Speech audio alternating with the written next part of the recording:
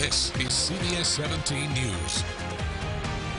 It is a decision that will shift the landscape of college basketball. Good afternoon. I'm Bill Young. And I'm Liz Ortiz. We are talking about the decision by Duke head basketball coach Mike Krzyzewski to make the upcoming season his last. Let's take you live right now. Coach K holding a news conference discussing the decision.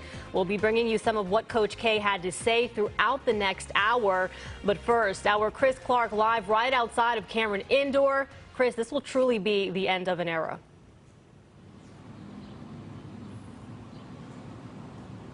41 years anywhere for anybody is incredible, but for a college basketball coach, with how volatile that sport is, I mean, you have one, maybe two bad seasons, and that seat gets exceptionally hot. But 41 years, not only did he start there, but he built a team, a juggernaut, if you will. He built this that's around me. I mean, if you look over my shoulder, all of these jerseys and everything that's around here right now, all of the moments, the memories, all of the trophy cases that are full. Without him here, this would not be here right now without Coach K here in Durham. And not just that, but he maintained that level of excellence year in and year out. Everybody just thinks, hey, Coach K's got the guys, roll the basketballs out. They're going to win 20 games. And if they don't, they want to know what's wrong. And that's because he brought that level of excellence to Durham way back in 1980. I mean, 41 years, he's got 1,170 wins, 12 Final Fours, 5 national titles, 6 gold medals, 8 National Coach of the Year awards. I mean, the numbers are just staggering. And when asked about where it all began, we figured he'd take it back to, coaching early days. No, he took it even back a step further. Here's what he had to say. I just want to tell you, I've been a very lucky guy. I mean, a really lucky guy. When I was 16, I was a junior in high school and at Weber High School in Chicago. And I had a coach, and then I had a teacher, Coach Ostrowski and Father Rogue. And they had such an impact on me that I knew what I wanted to do for the rest of my life. I wanted to be a coach. I wanted to be a teacher. And that's what I've been.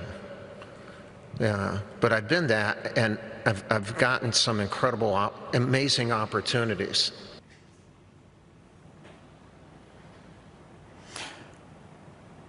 Like I said, if you look around this hallway out here, none of it is without K. The names on the backs of these jerseys, all brought in by him. I mean, all of the awards and the trophies, even the little things that I'm seeing here that, I'd forgotten about, because there's just so much that he's had his hand in here. And, talking about leadership, I mean, people forget he left the military a captain in the Army. So, I mean, yeah, definitely he's a leader, because he came through West Point. That kind of stuff just, came out in his coaching as well. And for him to leave here now, you knew it was going to happen someday, but man, you just didn't think it was going to be today. We'll have much more coming up from Coach K later on the show. Back to you. Hey, Chris, before I let you go, I'm just kind of curious, did he say anything, because as you pointed out, he's had so many accomplishments, but what's been kind of, his zenith? What is his greatest accomplishment? Well, I mean, obviously he talked about championships, and he talked about, those gold medal teams that he coached. But more than that, it was the individual relationships with the players and with the people around here in Durham, and with the lives that he's touched. I mean, I've been to a lot of games here, Cameron. There isn't a game where there isn't somebody coming in, like a special guest of Coach K, where he's, doing a favor for somebody that wants to come in, or helping somebody out. He said it was the individual lives that he's touched that really, really make him smile, if you will. And he has touched so many. Back to you. And no doubt you can see his passion just in the way he talks about his role in basketball. Mixed in with humility. It was very interesting to listen. Chris, we appreciate it, bud.